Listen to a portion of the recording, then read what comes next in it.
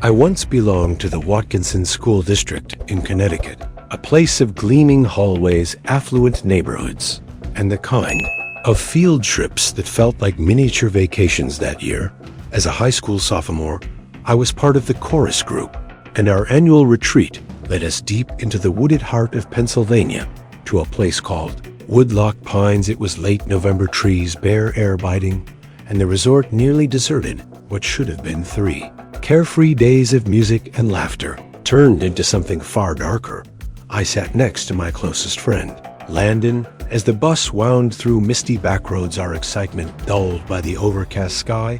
We were sharing a room in the lodge, a humble space on the ground floor, a glass sliding door framing a lonely lake at the bottom of the hill. The 4 adult chaperones who accompanied us kept a distant eye, more interested in sipping coffee in the lounge than trailing teenagers.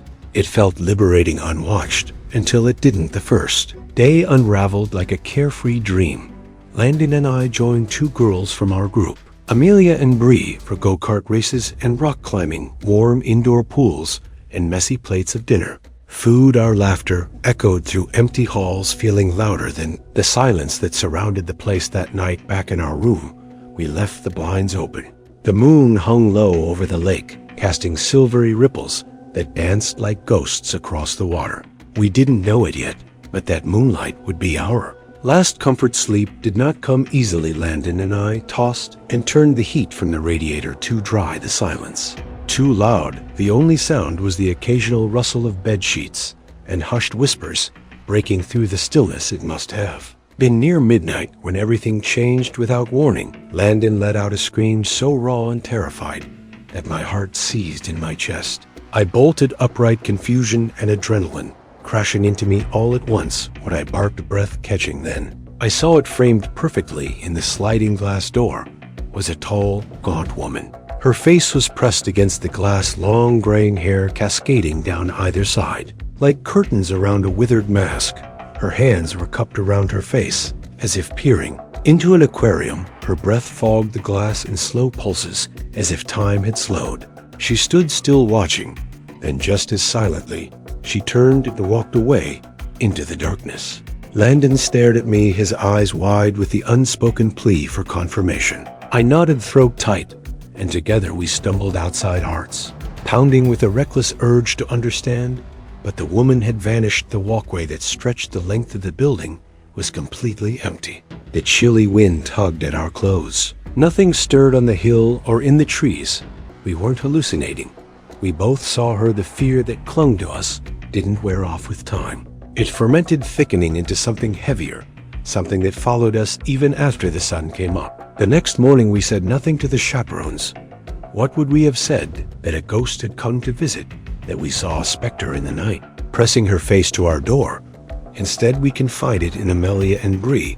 Their eyes widened, their laughter fading into uneasy silence. They believed us, or at least believed that we believed. That day, we tried to lose ourselves in activities, hoping the fatigue and distraction would drown out our unease. But the lake looked darker, the woods felt thicker, and the air held a stillness, as if everything around us was waiting. That night, when we returned to the room, Landon closed the blinds without a word. We didn't need to discuss it. We just wanted the night to pass. Landon drifted off first. I lay there longer, staring at the ceiling, sleep coming in slow, uncertain waves. Then something woke me. I couldn't say what it was. No sound, no movement, just a feeling, an unshakable, suffocating sense that something was wrong. I sat up, heart already beginning to race. The room was quiet, too quiet. I whispered Landon's name, no answer. Then I looked left toward his bed, but I couldn't see it. Something was between us. My breath caught in my throat. Standing between the 2 beds, bathed in shadow, was the same woman, her head tilted ever so slightly. Her long hair hung like vines, her eyes locked onto me with a piercing stillness that froze the blood in my veins. "You left your back door unlocked," she said softly, so softly it barely existed in the air. And then she stepped backward, turned and walked out through the door. The cold rushed in with her absence. I sat trembling in bed, every muscle paralyzed in place. Except for the violent shaking, I couldn't control. My voice cracked as I woke Landon. He sat bolt upright, panicking as I told him what had happened. We leapt from our beds, slammed the lock into place, and yanked the blinds closed. We didn't sleep another minute. It was already 4 a.m. When we checked the clock, dawn couldn't come fast. Enough by 8 a.m. the gray sky outside had softened, but we still hadn't exhaled. Our breakfast was rushed. Muffled Bite's eyes, scanning every doorway, every window. We were done pretending this was just some weird coincidence or sleep-induced hallucination. We had to tell someone, but before we could reach the chaperone's fate, struck one last chilling note. We returned to our room, building to grab our coats. That's when Landon froze mid. Step pointed. I followed his gaze through the window of the room next to ours, barely 10 feet away. We saw her, the same woman. She was sitting perfectly upright on the edge of the bed, her hands folded neatly in her lap. Her posture was statuesque. Rigid, her gaze didn't waver. She stared straight ahead at the door and at us beyond it, as if she'd been waiting. We didn't speak. We didn't breathe. We turned and ran, not to the chaperones, but to the front desk at the main lodge. We stammered through our story to the young woman behind the counter, our voices tripping over each other at first. She looked confused and uncomfortable. Eventually, a few of the staff agreed to come with us to the neighboring room. They unlocked the door. Inside sat the same woman, unchanged, still perched at the edge of the bed, like some unsettling porcelain doll. But now there was someone else, an elderly man. His eyes, hollow and unfocused, sat across from her on the second bed. He didn't rise. He just stared up at the staff, who had entered, expression vacant. The woman didn't speak, neither did he. The air in that room was heavy, stale. Something felt fundamentally wrong. Not just eerie, but off, like a puzzle piece had been jammed into the wrong space. The staff, clearly rattled, spoke in hushed tones. One of them muttered something about mental illness, another about confusion and medication. But no one had real answers, only unease. There was no record of either the woman or the man checking in. Under proper reservations, no family name listed, no contact information. Just their presence and that unblinking, unsettling stillness. We thought the resort would do the obvious, ask them to leave, call authorities, notify family, something. But they didn't. Instead, they offered nothing more than a weak smile and an assurance that everything was under control.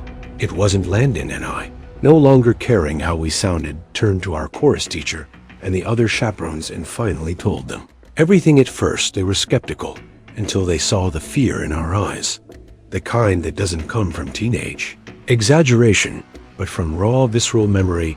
Then came the arguments, staff against faculty policies, against instincts. It escalated. Quickly, raised voices echoed through the pine-walled lobby. Guests turned to look. It was chaos, tense and unresolved. Eventually, the decision was made. The trip would end early. Our bags were packed by lunch. The bus pulled out of woodlock pines under a cold drizzle that matched the mood perfectly. The trees stood tall and silent as we left, watching us go like sentinels of secrets they would never tell. Back on the bus, I sat in the seat beside Landon, both of us too drained to speak. My eyes drifted toward the fogged window, half expecting to see that pale figure standing among the trunks watching. But she wasn't there, and somehow that was worse. Even now, years later, when cold November nights settle over my room and the moonlight spills across the floor, I sometimes leave the blinds closed. I don't need to see what's out there. I already know, because some places don't just scare you. While you're there, they follow you home. When I was in 4th grade, my class took a field trip to a small rural zoo about an hour outside of town. I remember it was a cloudy day with the occasional raindrop drifting down from a heavy sky. The zoo itself wasn't anything grand, mostly smaller animals, nothing too exotic, but it was friendly and catered well to kids. One of its main features was a large building filled with taxidermied animals and other attractions, though the exact exhibits escape my memory now. Back then, I was a bit of an odd kid, quiet, antisocial, often lost in my own world. My mom and teachers had started noticing it too while touring that building with the group. I decided, for no real reason, to wander off and head into one of the bathrooms alone without telling anyone after finishing up and washing my hands. I stepped back into the hallway, expecting to see my class, but the space was empty. I figured they had moved on, so I started exploring on my own. I turned down a hallway we hadn't yet visited. I still clearly remember the dim, almost eerie lighting and the deep red carpeting beneath my feet. My 8-year-old imagination was running wild as I passed row after row of glass cases filled with stiff, lifeless animals, creatures that had once been alive. Then I stopped ahead of me, half hidden behind a stack of chairs. Was a man. He seemed out of place, clearly trying to stay out of sight at first. I chuckled, thinking maybe he was just playing some kind of weird joke, but he stepped out from behind the chairs and walked toward me. He asked where my group had gone, and I shrugged, saying I didn't know without warning. He grabbed my hand and told me to follow him. I didn't resist. Maybe I thought he was a staff member, someone helping me find my way back. But as he led me through an exit door and out to a secluded area behind the building where only dumpsters, a couple of benches in the woods waited, his grip changed. It became tighter. His pull turned forceful. He was dragging me toward the tree line. I didn't scream. I didn't cry, but I felt something churn in my stomach. A deep, overwhelming dread that made me feel sick.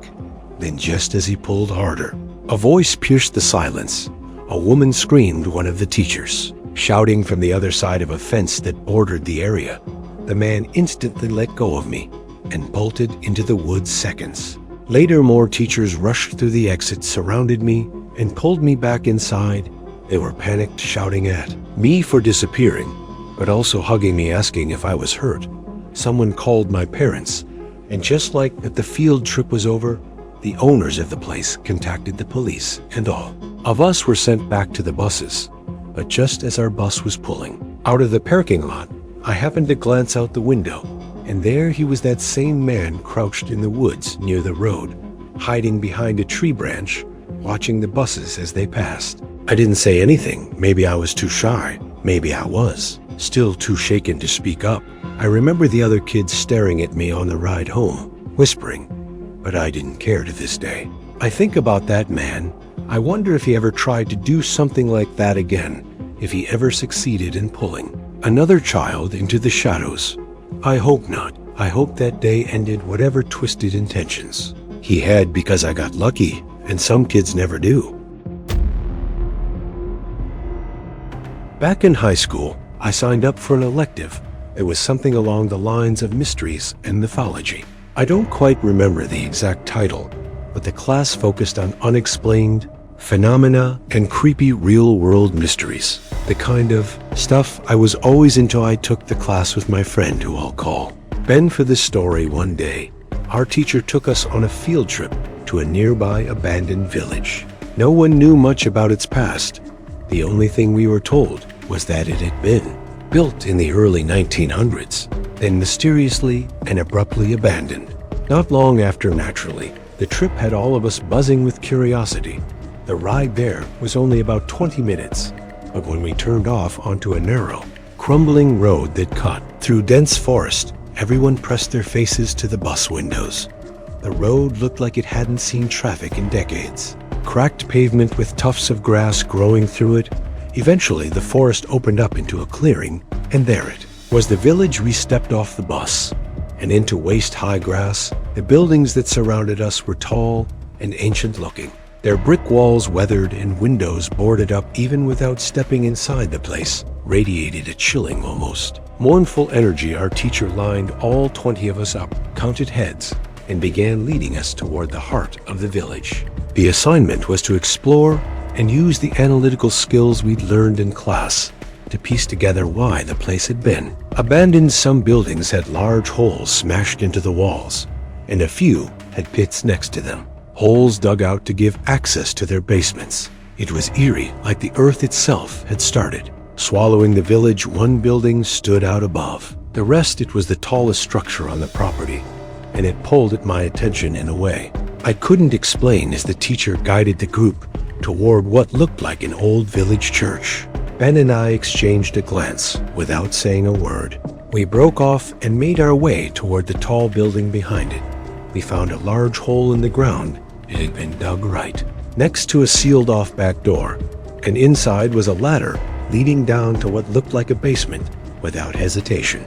Ben went first and I followed. Luckily, we had our phones with us. This was just around the time smartphones started, including built-in flashlights. The basement floor was cold concrete, covered in old wooden planks, empty beer bottles, and a single tag.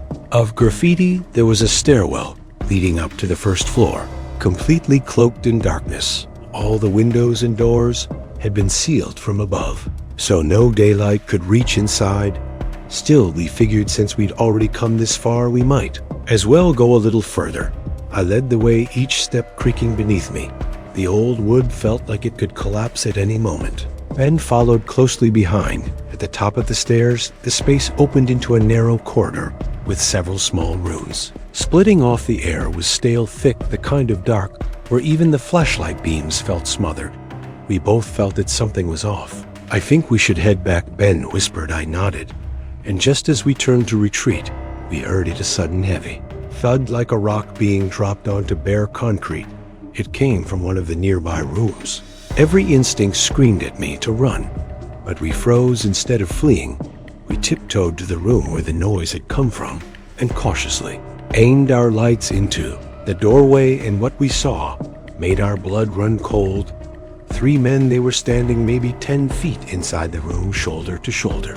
Completely still, their faces were shadowed, but their posture was strange, unnatural.